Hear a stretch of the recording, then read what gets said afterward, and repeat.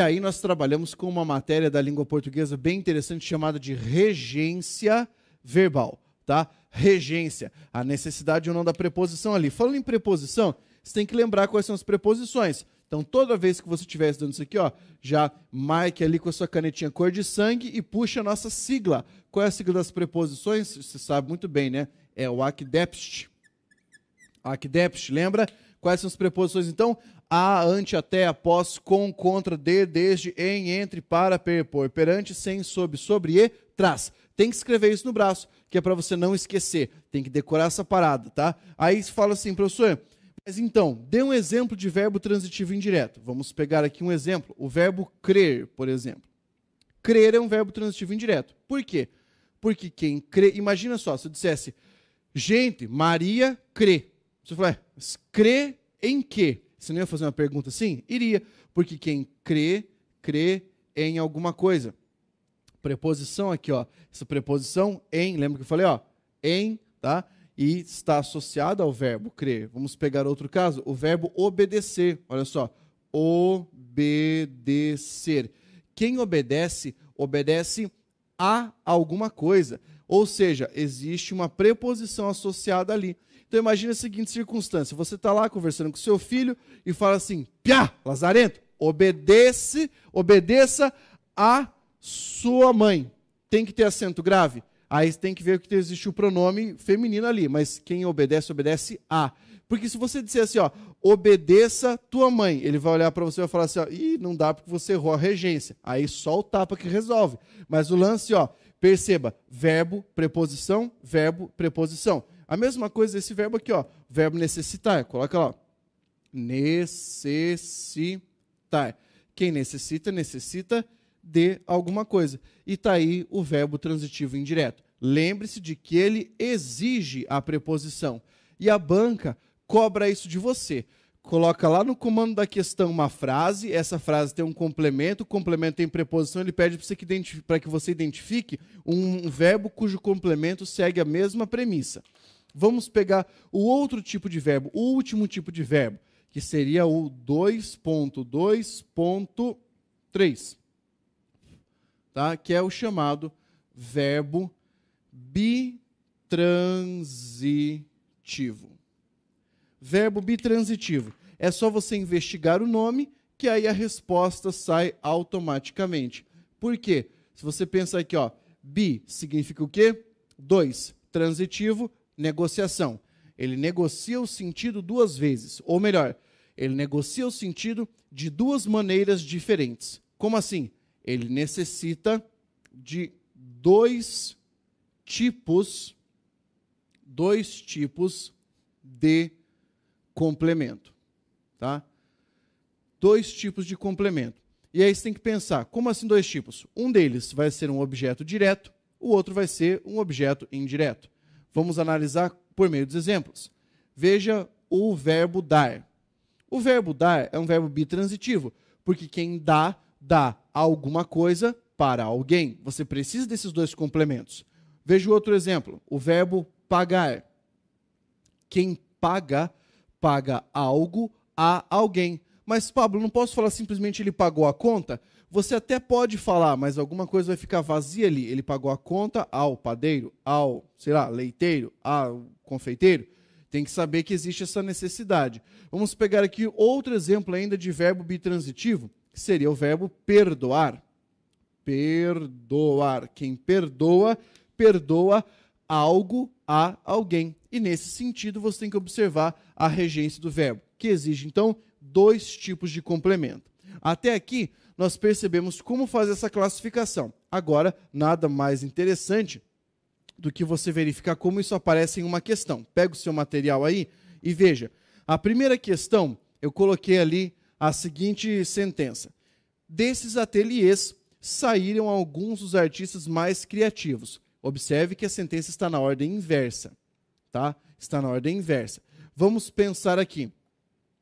Nós temos o segmento cujo verbo possui no contexto o mesmo tipo de complemento do grifado acima é. Quando o cara fala o mesmo tipo de complemento, ele quer o verbo com a mesma regência. O verbo, nesse caso, é o verbo sair. beleza? E daí a banca está considerando o verbo sair nessa sentença como um verbo transitivo indireto. Por quê? Alguns dos artistas mais criativos desempenham a função sintática do sujeito, saíram, quem sai nesse caso, sai de algum lugar. Saíram desses ateliês. Perceba a preposição ali introduzindo esse elemento. Então você tem que buscar um verbo da mesma natureza. Vejamos as alternativas. Letra A. Sua visão da doença mental diferia da aceita por seus companheiros. Diferir, quem difere, difere de alguma coisa. Quer dizer que esse verbo é um verbo transitivo indireto. Ou seja, veja que ao lado desse verbo você tem a preposição de que está combinada com o artigo A. A resposta correta é a letra A. Por que não é a letra B? Em que os problemas insolúveis arrefeciam.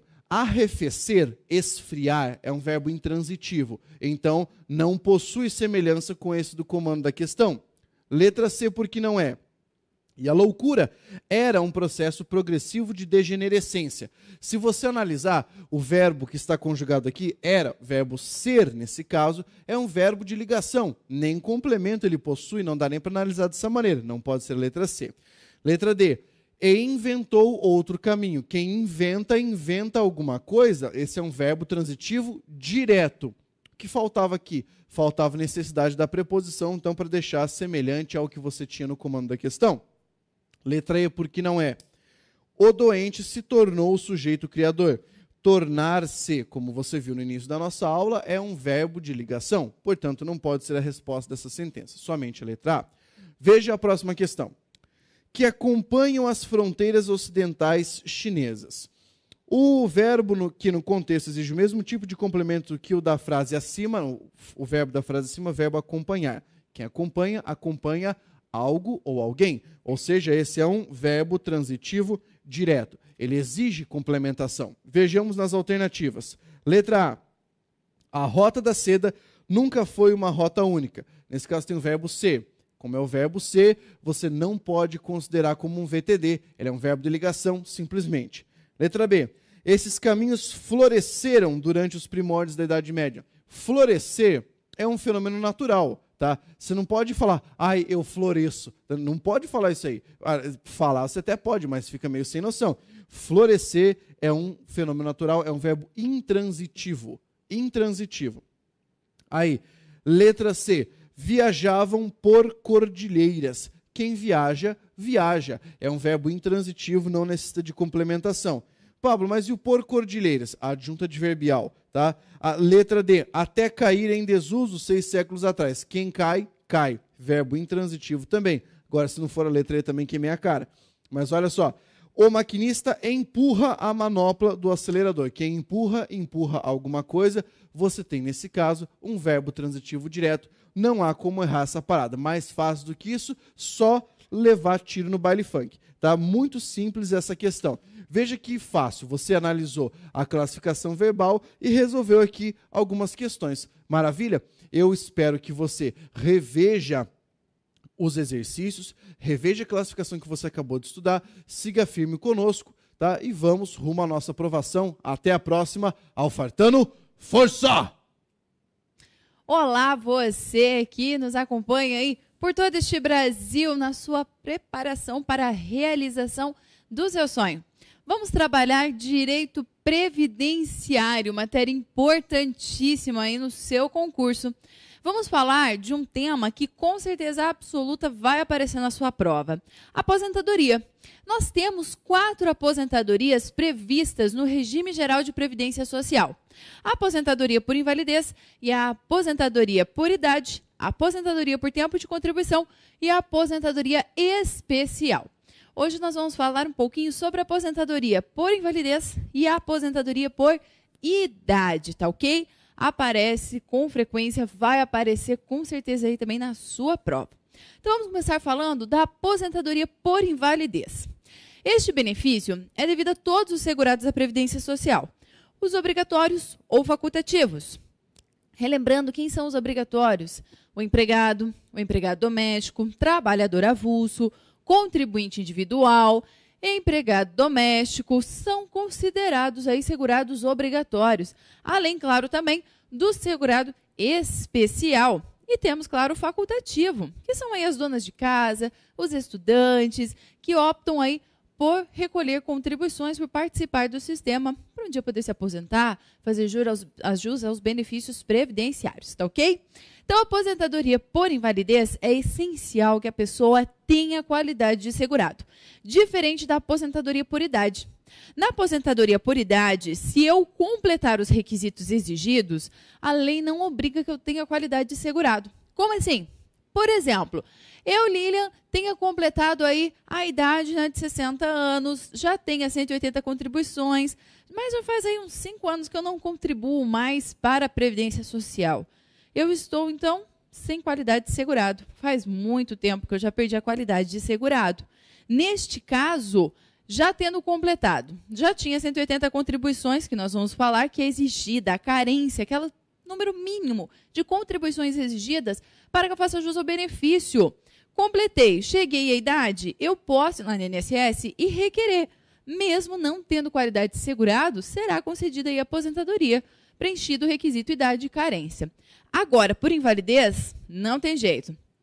Tem que ter qualidade de segurado no momento do fato, do ocorrido, que eu fiquei incapacitado de maneira permanente aí para as minhas atividades.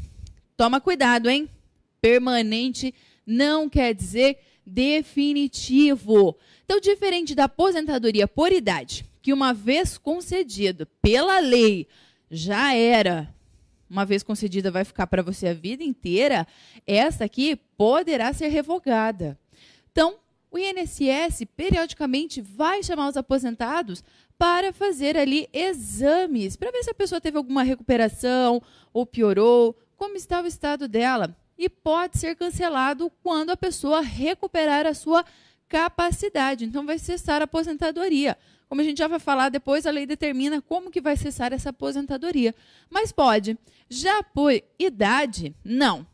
Aí você pode estar perguntando, mas tem gente hoje que está na justiça e tem a desaposentação. Aí é outra história, tá? Aí é uma questão doutrinária, judicial, mas para a lei ainda não se fala em desaposentação, tá ok? Então, em regra, aposentadoria por idade, tempo de contribuição, por exemplo, uma vez concedida, ninguém tira mais de você. Agora, a aposentadoria por invalidez, ela pode ser revertida, tá ok? A carência, eu tenho que cumprir o número mínimo para poder fazer jus a esse benefício. A lei determina 12 contribuições, porém, falou em acidente de qualquer natureza, acidente de trabalho ou um acidente comum. Eu estava andando na rua, bem tranquila, né, num fim de semana, e fui atropelada. Vou para o hospital, né, entro em coma, fico ali dias internada. Não tem carência, tá ok? Então, é 0. Para o auxílio, doença e aposentadoria por invalidez acidentário, a carência é 0. Temos também doenças que são ali elencadas, estão lá na lei, no decreto, em o Ministério da Saúde, Ministério do Trabalho, Previdência, eles acabam determinando algum rol de doenças que o grau de deformidade, a gravidade é tão grande que vai isentar a carência também, tá ok? Mas aí, no concurso, geralmente vai cair a questão do acidente, perfeito? Então, acidente de qualquer natureza isenta de carência, não vai ter carência. Senão, a regra é ter carência, 12 contribuições. Também poderíamos ter um acréscimo na aposentadoria por invalidez quando o segurado precisar de cuidados permanentes. Aí tem um acréscimo de 25%. Então, pense numa pessoa que esteja em estado vegetativo, em cima de uma cama, respirando por aparelhos, precisa de alguém cuidando constantemente dela, alimentando. Vai ter um acréscimo de 25% à sua aposentadoria. Neste caso, poderá ultrapassar o teto previdenciário. Isso é, pode ganhar muito mais do que o estabelecido, o valor máximo estabelecido para a percepção de benefícios previdenciários. A renda mensal de benefício será 100% do salário de benefício. Lembrando, 100% do salário de benefício. O que é o salário de benefício? Ele é a base de cálculo para as contribuições. Nem todo benefício será com base no salário de benefício. Então, era base de cálculo para calcular ali, claro, né, as prestações, os benefícios previdenciários. Como eu já falei, nem todo benefício tem como base de cálculo o salário de benefício. Mas a aposentadoria, sim. Então, a aposentadoria por invalidez, sim. 100% desse salário de benefício, que é a média aritmética simples das 80% maiores contribuições apuradas em todo o período contributivo a partir da competência de julho de 1994. Perfeito? Então, 100%. Como eu falei, este benefício ele pode ir cessando. Então, vamos trabalhar aí como vai cessar. Mas antes, já deixo mais um detalhe importante aí para você. Quando a pessoa já tem uma doença, uma lesão, ao se filiar à Previdência, ao regime geral, ela não tem direito a receber este benefício, salvo no caso de progressão ou agravamento desta doença, tá? Então, pense uma pessoa que esteja com câncer, foi diagnosticada com câncer. Ela nunca contribuiu, agora eu vou contribuir para a Previdência, né? Talvez eu demore anos aí no tratamento, vai um tempo para me recuperar, né? Vou ter altos e baixos, vou contribuir, vou lá pedir meu benefício. Agora, se houver uma progressão, um agravamento nessa doença, aí pode até ser concedido. Claro, isso vai ficar a cargo também do médico perito da Previdência Social. É ele que irá verificar essa questão da incapacidade para o trabalho. Se a pessoa pode ou não, se ela está capaz ou não, se é caso de aposentadoria ou caso de auxílio-doença. É o médico perito do INSS que verifica aí a questão da incapacidade para a função, para o trabalho que a pessoa exerce. E aqui a questão, então, da recuperação da capacidade. Pode? Pode. Por quê? Você, como segurado, se fizer jus à aposentadoria por invalidez ou um auxílio-doença, você pode ser ali obrigado pela Previdência a passar por um tratamento médico. Se submeter à fisioterapia, realizar um curso profissionalizante para exercer uma outra função e recuperar a sua capacidade laborativa. Então, você pode passar por um processo de reabilitação. Eu sou obrigado? Sim. -2. Não sou obrigada a me submeter à transfusão de sangue e nem obrigada a me submeter a procedimento cirúrgico. Então, são as duas exceções. O INSS não pode me obrigar a fazer uma cirurgia que vou voltar a andar, graças àquela cirurgia. É uma nova cirurgia, utilizando células-troncos, uma novidade. E o INSS me obriga a me submeter a essa cirurgia para ver se vai dar certo, se eu vou voltar a andar e vou poder voltar a trabalhar. Não pode me obrigar. Agora, pode me obrigar à fisioterapia? Pode. Ah, frequentar um curso? Pode, tá ok? E se eu me recuso? Vai ficar sem aposentadoria. Então, você precisa, sim, passar por esse processo custeado pela Previdência Social quando necessário. E nisso, a partir desse tratamento, você se recupera completamente. Então, se nós temos a recuperação total do segurado dentro do período de 5 anos do início da aposentadoria ou do auxílio-doença que antecedeu sem interrupção, o empregado, quando puder voltar para a mesma função que ele exercia antes na empresa, cessa de imediato. Então, ele tem direito de retornar para a empresa.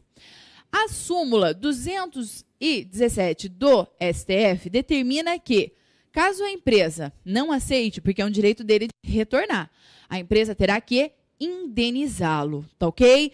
Então, dentro de 5 anos, a empresa é obrigada a aceitar este empregado? Sim. Se ela não quiser, ela vai ter que indenizá-lo, na forma da lei. Ela precisa pagar a indenização.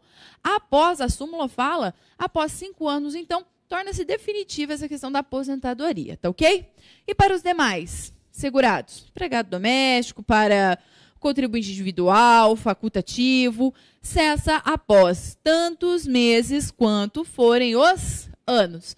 Ah, eu fiquei 2 anos recebendo aposentadoria por invalidez, 2 meses que eu vou ficar recebendo aí o benefício até que ele cesse. Depois de 2 meses, acabou. Vou ter que voltar a trabalhar, vou ter que me virar. Não tenho mais aposentadoria, tá ok? É isso que a lei determina. Agora, e se a recuperação for após esses 5 anos, ou a pessoa for apta para um outro serviço, Ou então a recuperação for parcial. Aí a lei determina que o benefício vai ser cessado gradativamente. Como? Nos 6 primeiros meses, então 6 primeiros meses, a pessoa vai receber 100% do benefício. Então ela recebe 100% da aposentadoria nos 6 primeiros meses.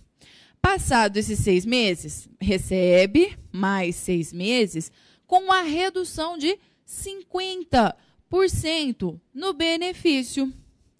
Depois de mais esses 6 meses, ela recebe por mais 6 meses com uma redução de 75% do benefício. Ou então ela recebe, a questão pode aparecer assim, 25% do seu benefício. Tá ok? Então, vai tendo uma redução gradativa.